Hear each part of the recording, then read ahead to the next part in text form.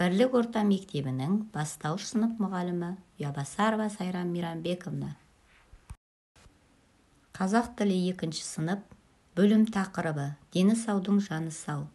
Сабақтың тақырыбы спорт жарысына қатысамын. Сөз құрамы түбір мен қосымша. Сөздің одан әрі бөлінбейтін мағыналы бөлігін түбір немесе түбір сөз дейді. Күн, жыл, спорт, палуан.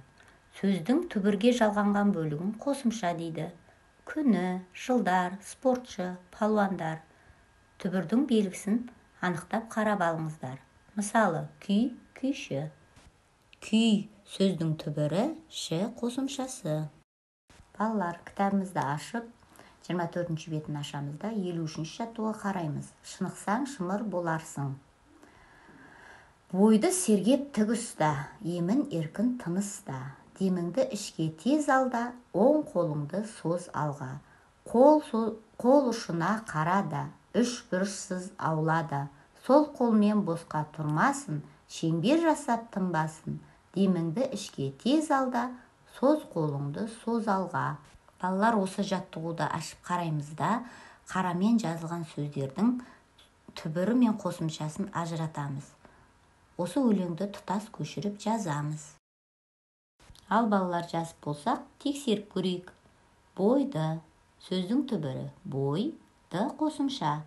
Деміңді, сөздің түбірі дем, іңді қосымша. Қолыңды, сөздің түбірі қол, ыңды қосымша. Ауада, сөздің түбірі ауа, да қосымша. Жарайсыңдар балалар. Келесі таптырмамыз ойлан тап. Балалар, мына жерде 4 қатар берілген. Әр қатарда әріптер шашыранға келген. Әр қатардан бір сөзден табуымыз керек. Кәне тез ойланайық. Ойланып болсақ, балалар, жауабын көрейік онда. Бірінші қатардан шаңғы деген сөз шықты. Екінші қатардан қайық, үшінші қатар бәйге, төртінші қатардан жарыс. Балалар, дұрыс таптыңыздар. Жарайсыздар.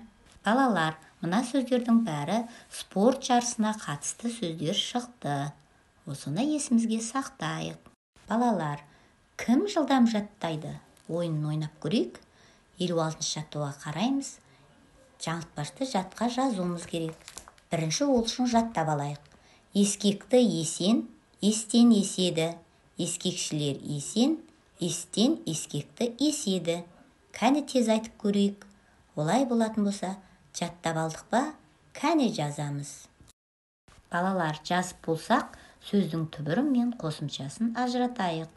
Бірінші сөзде ескекті, сөздің түбірі ескек, ті қосымша. Екінші сөзде ескекшілер, сөздің түбірі ескек, шілер қосымша. Жарайсыңдар балалар, дұрыс орындадыңыздар. Ал балалар, сабағымызды қорытындылап жіберейік. Бірінші сөз допты. Доп, сөздің түбірі т қосымша. Тазалық, сөздің түбірі таза, лық қосымша. Олай болатын болса, бүгін түбір мен қосымшаны өттік балалар. Есімізге сақтайық. Балалар, үйге тапсырма алайық.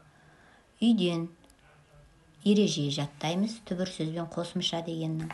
Және 52-ші жаттығуға қараймыз. 52-ші жаттығуда спорттың әр түріне байланысты суреттер берілген. Соған шағын әңгіме құрап, сөздің түбірі мен қосымшасын ажыратып келесіздер. Балалар, күнделікті ашып жазып аламыз. Балалар, бүгінгі сабақ көңілді өтті деп ойлаймын. Олай болатын болса, смайлик арқылы көрсетейікші кәне. Жарайсыздар балалар. Сабақ аяқталды. Сау болыңыздар.